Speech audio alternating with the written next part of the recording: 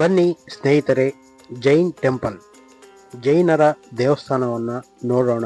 ನಮ್ಮ ಜೊತೆ ಜೈನರಾದ ನಿಡೋಣಿ ಸರ್ ನಮ್ಮ ಜೊತೆ ಇದ್ದಾರೆ. ದೇವಸ್ಥಾನದ ಬಗ್ಗೆ ಸಂಪೂರ್ಣ ಮಾಹಿತಿ ಕೊಡ್ತಾರೆ.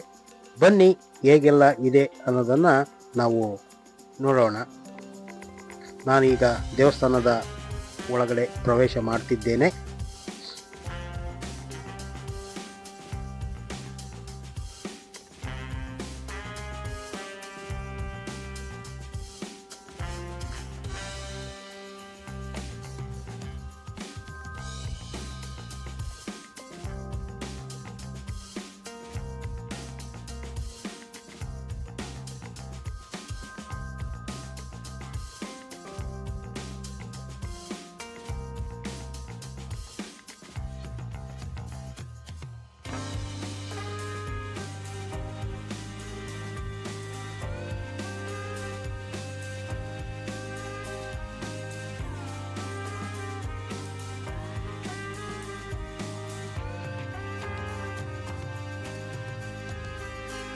ನಾವು ಪ್ರವೇಶ ಮಾಡುವಾಗ ಎಂಟ್ರಿ ನಾವು ಮಾಡ್ತೀವಿ. ಯಾವುದೇ ಬಸ್ ಇರಲಿ, ಜೈನ್ ಬಸ್ ಒಳಗೆ ಬರಬೇಕಾದ್ರೆ ಪರಿಶುದ್ಧನೇ ಇರಬೇಕು ಅವನು. ಮತ್ತು ಎರಡು ವಿಧ ಇಲ್ಲಿ, ಒಂದು ಮುಖದರ್ಶನ ಅಥವಾ ಅರ್ಧ ಭಾಗ, ಅಂದರೆ ಒಳಗೆ ಗರ್ಭಸ್ಥಾನಕ್ಕೆ ನಮಗೆ ಅವಕಾಶ ಇಲ್ಲ. ಕೇವಲ ಅಂದರೆ ಒಬ್ಬ ಜೈನ ಶ್ರಾವಕ ಇರಲಿ, ವರ್ಗದವರಲ್ಲಿ ಅವರು ಈ ಕೆಲವೊಂದಿಷ್ಟು ಪದ್ಧತಿಗಳನ್ನು ಆಚರಣೆ ಮಾಡಿ ಒಳಗಡೆ ಬರಬೇಕಾಗತ್ತೆ. ಫಸ್ಟ್ ಬಂದಾಗ ನಾವು ಪಾದಗಳನ್ನು ನಾವು ಸ್ವಚ್ಛದ್ಭುತವಾಗಿ ಒಳಗಡೆ ಬರಬೇಕು. ಬನ್ನಿ, ಆಮೇಲೆ ಏನು ಮಾಡ್ತೀವಿ ಅನ್ನೋದು ನಾವು. ಆಮೇಲೆ ನಮಗೆ ಯಾವುದೇ ಒಂದು ಜೈನ್ ಬಸ್ತಿಗೆ ಹೋದ್ಮೇಲೆ ನಮಗೆ ಎದುರಾಗೋದೇ ಮಾನಸ್ತಂಭ ಅಂತ, ಅಂದರೆ ಮನಸ್ಸಿನ ಸ್ತಂಭ, ಅಂದರೆ ಕಷಾಯಗಳು, ಮನಸ್ಸಿನ ಕ್ಲೇಶಗಳು ಎಲ್ಲವೂ ಕಮ್ಮಿ ಆಗಲಿ ಅಂತೇಳಿ ಅದನ್ನು ನೋಡಿದ ಮೇಲೆ ನಮ್ಮ ಭಾವದಲ್ಲಿ ಪರಿವರ್ತನೆ ಆಗಲಿ ಅನ್ನೋಗೋಸ್ಕರ ಇದನ್ನು ನಾವು ಕಟ್ತಾ ಇರ್ತೀವಿ. ಆಮೇಲೆ ಇದನ್ನು ದರ್ಶನ ಮಾಡಿಕೊಂಡು ಇದಕ್ಕೊಂದು ಸ್ತುತಿ ಇರುತ್ತೆ, ಆ ಸ್ತುತಿಯನ್ನು ಮಾಡಿಕೊಂಡು ನಾವು ಪ್ರದಕ್ಷಿಣಾಕೃತವಾಗಿ ಹೋಗ್ತೇವೆ.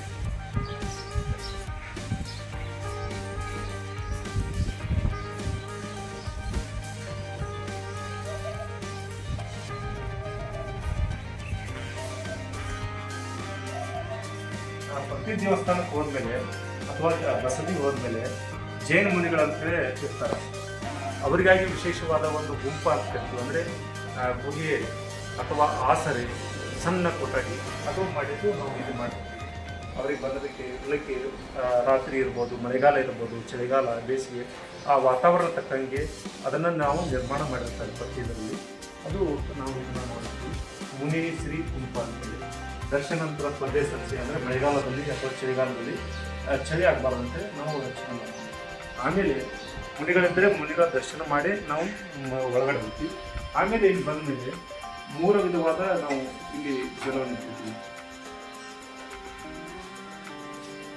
ಫಸ್ಟಿಗೆ ನಾವು ಏನು ಮಾಡ್ತೀವಿ, ಕೈ ತೊಳೋವಂಥದ್ದು ಇದು ಜಲ, ಅಂದರೆ ಕೈ ಶುದ್ಧಿ, ಹಸ್ತ ಶುದ್ಧಿ ಕರಬೇಕು. ಆಮೇಲೆ ಅಂದರೆ ಜೈನ ತೀರ್ಥಂಕರ ಬೆಳಗ್ಗೆ ಆದಂಥ ಅಭಿಷೇಕ ಅಂತ ಕರಿತೀವಿ. ಆ ಗಂಧೋದಕ ಅಂತ ಕರಿತೀವಿ ನಾವು. ಕೆಲವೊಂದು ತೀರ್ಥ ಅಂತ ಕರೀತಾರೆ, ಇಲ್ಲಿ ನಾವು ಗಂಧೋದಕವನ್ನು ಅಂತೀವಿ.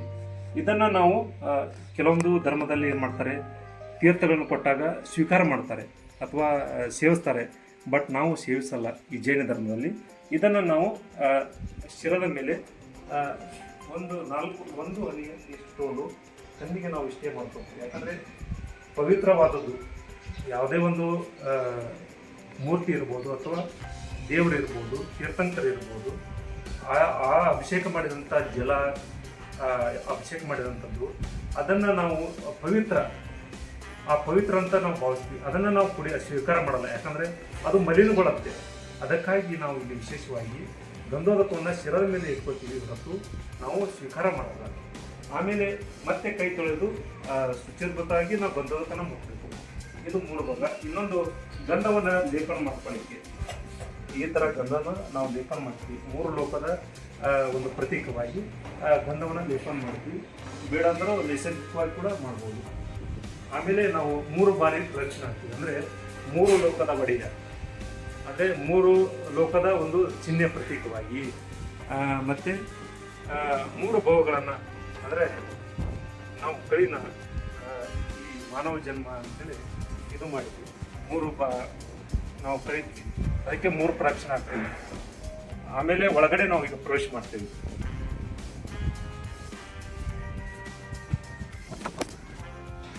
ಜೈನ ಬಸ್ತಿಯನ್ನು ನಾವು ಫಸ್ಟು ಗರ್ಭಗೃಹ ಅಥವಾ ಅಂತರ ಅಥವಾ ನವರಂಗ ಅಂತ ಕರಿತೀವಿ. ಅಲ್ಲಿ ಪ್ರವೇಶ ಮಾಡಿದ ಮೇಲೆ ನಮಗೆ ಇಲ್ಲಿ ಜಾಗಟೆ ಅಂತ ಕರಿತೀವಿ. ಇದನ್ನ ಏನು ಮಾಡ್ತಾರೆ, ಕೆಲವೊಂದು ಜನ ಮನೋಬಲತೆ ಪಾಲಿಸ್ತಾರೆ. ಆದರೆ ಮನಸ್ಸಿನ ಕ್ಲೇಶಗಳನ್ನು ಕಳೀಲಿಕ್ಕೆ ನಾವು ಯಾವ ಥರ ಮಾಡ್ತಾರೆ ಅಂದರೆ 3 ಬಾರಿ ಮಾತ್ರ ನಾವು ಬರೆಯಬೇಕು. ಅಂದರೆ ಇಲ್ಲಿ ಅಂದರೆ ನಮ್ಮ ಜೈನ ಧರ್ಮ ಪ್ರಕಾರ ಯಾಕೆ ಇದನ್ನ ಗಂಟೆಯನ್ನು ಬಾರಿಸಬೇಕು ಅನ್ನೋದು 3 ಬಾರಿಗಳು ನಿಸ್ಸಹಿ ನಿಸ್ಸಹಿ ನಿಸ್ಸಹಿ ಅಂತೇಳಿ. ಆಮೇಲೆ ನಿಸ್ಸಹಿ ಅಂದರೆ ಏನು? ನನ್ನ ಮನಸ್ಸಿನಲ್ಲಿ ಏನೂ ಇಲ್ಲ, ನಾನು ಯಾವುದೋ ಬೇಡಿಕೊಂಡುಕೊಳ್ಳೋಕ್ಕೆ ಬಂದಿಲ್ಲ ಈ ದೇವಸ್ಥಾನಕ್ಕೆ, ನಾನು ನಿಸ್ಸಹಿ ಯಾವುದೇ ಒಂದು ಆಶೆ ಆಕಾಂಕ್ಷೆಗಳಿಲ್ಲದೆ ನಾನು ಈ ದೇವಸ್ಥಾನಕ್ಕೆ ಬಂದಿದ್ದೀನಿ ಅಥವಾ ಬಸದಿಗೆ ಬಂದಿದ್ದೀನಿ, ನನ್ನ ಹತ್ರ ಏನೂ ಇಲ್ಲ, ನಾನು ಬಂದಿದ್ದೀನಿ. ಹೇ ಭಗವಂತನೇ, ಇಲ್ಲಿರುವಂಥ ಅಂದರೆ ವೈಯಕ್ತಿಕ ಶರೀರ ಇರುವಂಥ ದೇವಾನುದೇವರುಗಳು ಸೂಕ್ಷ್ಮ ಶರೀರ ರೂಪದಲ್ಲಿ ಭಗವಂತನ ಆರಾಧನೆ ಮಾಡಲಿಕ್ಕೆ ಇದೆಲ್ಲ ಕೂತ್ಕೊಂಡಿರ್ತಾರೆ. ಅವಾಗ ನಾವು ಸೂಕ್ಷ್ಮವಾಗಿ ನಾವು ಗಂಟೆಯನ್ನು ಬಾರಿಸಿದಾಗ ಅವರು ಸ್ಥಳ ಕೊಡ್ತಾರಂತೆ ಉಲ್ಲೇಖ. ಅಂದರೆ ನಾವು ಹೇಗೆ ಧುಮುಕ್ಬಾರ್ದು ಯಾವುದೇ ದೇವಸ್ಥಾನಕ್ಕೆ ಹೋದಾಗ. ಹಿಂದೂ ದೇವಸ್ಥಾನದಲ್ಲಿ ಆಮೇಲೆ ನಿಂತಿರ್ತಾರೆ. ಆಮೇಲೆ ನಂದಿಗೆ ನಾವು ನಮಸ್ಕಾರ ಮಾಡಿ ಶಿವನ ದರ್ಶನಕ್ಕೆ ಹೋಗಬೇಕು. ನಂದಿಯ ಒಂದು ಕೊಂಬಿನಲ್ಲೇ ದರ್ಶನ ಮಾಡಿ ಆಮೇಲೆ ಬೇಡಿಕೊಳ್ಳಬೇಕು, ನಿಮ್ಮ ನಿವೇದನೆ ಏನಿದೆ. ಹಾಗೆ ಇಲ್ಲಿ ನಮ್ಮಲ್ಲಿ ನಿವೇದನೆ ಇಲ್ಲ, ನಾವು ಯಾವುದೂ ಬೇಡಿಕೊಳ್ಳೋದು ಬರಲ್ಲ. ಹೇ ಭಗವಂತ, ನೀನು ಹೇಗೆ ಈ ಥರ ಆಗನಾಗಿದ್ದಿ ಅಥವಾ ನೀನು ಹೇಗೆ ಸಂಸಾರ ಜಂಜಡಗಳನ್ನು ತೊರೆದು ಹೋಗಿದ್ಯಾ, ಮೋಕ್ಷ ಮಾರ್ಗ ಪಥವನ್ನು ತೋರಿಸಿದ್ಯಾ, ನಮಗೂ ಕೂಡ ಅಂತ ಮೋಕ್ಷ ಮಾರ್ಗನ ಕೊಡು ಅಂತೇಳಿ ನಾವು ಬೇಡ್ಕೋತೀವಿ ಹೊರತು ಇಲ್ಲಿ ನಮ್ಮ ನಿತ್ಯ ಜೀವನದ ಬೇಡಿಕೆಗಳನ್ನು ಇಲ್ಲಿ ಏನೂ ಸಲ್ಲಿಸಲ್ಲ. ನನಗೆ ಈ ಥರ ಕಾಡ್ತಾ ಇದೆ, ಈ ಥರ ಆಗುತ್ತೆ, ನಮಗೆ ಶ್ರೀಮಂತರ ಮಾಡು, ಬಡವ ದವಸ ಧಾನ್ಯ ಕೊಡು, ಮಕ್ಕಳಿಗೆ ಸಂತಾನ ಪ್ರಾಪ್ತಿ ಕೊಡು ಅಂತೇಳಿ ಯಾವುದೂ ಬೇಡಿಕೊಳ್ಳಲ್ಲ. ಕೇವಲ ಬಂದ ಮೇಲೆ ಇಲ್ಲಿ ನಾವು ಅಕ್ಷತೆ ಅಂತ ಕರಿತೀವಿ. ಅಂದರೆ ಇದು ಈಗ ಹಾಕಿದ್ದು ಒಂಥರ, ಇದು ಇನ್ನೊಂದು ಥರ ಇದೆ, ಅದು ತೋರಿಸ್ತೀನಿ. ಇದು ಪ್ರಥಮಾನ ಯುಗ, ಕರ್ಣಾನ ಯುಗ, ಚರ್ಣಾನ ಯುಗ, ದ್ರವ್ಯಾನ ಯುಗ. ಸಮ್ಯಕ್ ದರ್ಶನ ಪ್ರಾಪ್ತಿ ಆಗಲಿ, ಸಮ್ಯಕ್ ಜ್ಞಾನ ಮೋಕ್ಷ ಅಂತ ಹೇಳಿದ್ರು. ಸಮ್ಯಕ್ ದರ್ಶನ, ಸಮ್ಯಕ್ ಚಾರಿತ್ರ್ಯ ಬರಲಿ, ಸಮ್ಯಕ್ ಜ್ಞಾನ ಬರಲಿ. ಇದು ಏನು ಕಲ್ಪನೆ ಅಂದರೆ ಮೋಕ್ಷ ಮಾರ್ಗ, ನನಗೆ ಕೊನೆಯ ಘಟ್ಟ ಸಿಗಲಿ, ಸ್ವರ್ಗ ಬೇಡ ನನಗೆ ಅಂಥೇಳಿ ಇದು ಹೇಳ್ತಾರೆ. ಪ್ರಥಮಾನ ಯುಗ, ಕರ್ಣಾನ ಯುಗ, ಚರ್ಣ ಯುಗ, ದ್ರವ್ಯಾನ ಯುಗ. ಸಮ್ಯಕ್ ದರ್ಶನ ಆಗಲಿ, ನನಗೆ ಒಳ್ಳೆಯ ದರ್ಶನ ಆಗಲಿ, ಸಮ್ಯಕ್ ಜ್ಞಾನ ಚಾರಿತ್ರ್ಯ ಬರಲಿ, ಮೋಕ್ಷ ಮಾರ್ಗ ಸಿಗಲಿ ನೋ ಒಂದು ಪ್ರತೀತಿ ಮೇಲೆ ಹಾಕ್ತೀವಿ. ಆಮೇಲೆ ಬಂದು ದರ್ಶನ ಮಾಡ್ತೀವಿ. ದರ್ಶನ ಸ್ತುತಿಯನ್ನು ಹೇಳ್ತಾರೆ.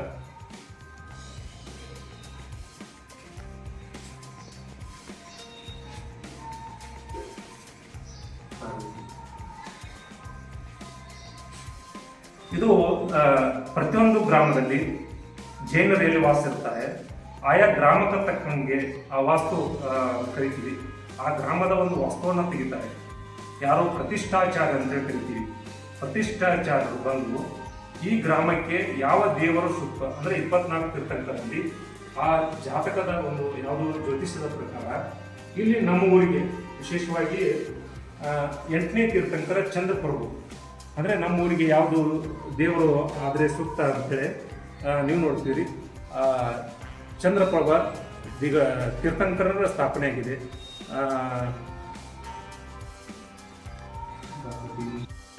ಆಯಾ ಬಸದಿಯ ತೀರ್ಥಂಕರರ ಯಕ್ಷ ಮತ್ತು ಯಕ್ಷಿಣದ ಸ್ಥಾಪನೆ ಮಾಡ್ತಾರೆ. ಅಂದರೆ ಚಂದ್ರಪ್ರಭು ತೀರ್ಥಂಕರ ಯಕ್ಷಿಣಿ ಜ್ವಾಲಾಮಾಲಿನಿ ಇರ್ತಾರೆ. ಹಾಗೆ ಇನ್ನೊಂದು ಬೇಕಾದರೆ ಸ್ಥಾಪನೆ ಮಾಡ್ತಾರೆ. ಇದು ಜ್ವಾಲಾಮಾಲಿನಿ. ಯಕ್ಷಿಣಿ ಶ್ಯಾಮ ಯಕ್ಷ ಆಗಿರ್ತಾನೆ. ಜಾಸ್ತಿ ಅವರಿಗೆ ಮಾತ್ರ ಪ್ರವೇಶ. ಪ್ರತಿಯೊಬ್ಬರು ಯಾರಾದರೂ ದರ್ಶನಿಕರು ಬಂದರೆ ಅಥವಾ ಯಾರಾದರೂ ದರ್ಶನ ಮಾಡೋದಿರಲಿ ಅಥವಾ ಜೈನರಿರಲಿ ಅಜೈನರಿರಲಿ ಅಥವಾ ಬೇರೆದವರಿರಲಿ ಇಲ್ಲಿವರೆಗೆ ನಮಗೆ ಬರಲಿಕ್ಕೆ ಪ್ರವೇಶ. ನಾನು ಕೂಡ ಜೈನ ಆದರೂ ಕೂಡ ನಾನು ಒಳಗಡೆ ಹೋಗಲ್ಲ. ಯಾಕಂದರೆ ನಾನು ಎಂದು ಯಾವಾಗ ಎಷ್ಟು ದಿನವೂ ಬಟ್ಟೆ ತೊಗೊಳ್ಳೋದಿಲ್ಲ. ಕೇವಲ ನಾನು ಹೊರಗಡೆ ನಿಂತು ದರ್ಶನ ಮಾಡಿದ್ದೀನಿ. ಹೀಗೆ ಹೊರಗಡೆ ನೀವು ಪ್ರವೇಶ ಮಾಡಬೇಕಾದ್ರೆ ಮಡಿ ಬಟ್ಟೆಗಳಂತ ಕರಿತೀವಿ. ಆ ಮಡಿ ಬಟ್ಟೆಗಳನ್ನು ಒಣಗಿದ್ದು ಹಸಿಯಲ್ಲ, ಒಣಗಿದ ಶುಭ್ರವಾದ ಬಟ್ಟೆಗಳನ್ನು ಉಟ್ಕೊಂಡು ಒಳಗಡೆ ಪ್ರವೇಶ ಮಾಡಿದ ಮೇಲೆ ಅಲ್ಲಿ ಪೂಜಾ ಕೈಂಕರ್ಯಗಳು ನಡೀತವೆ.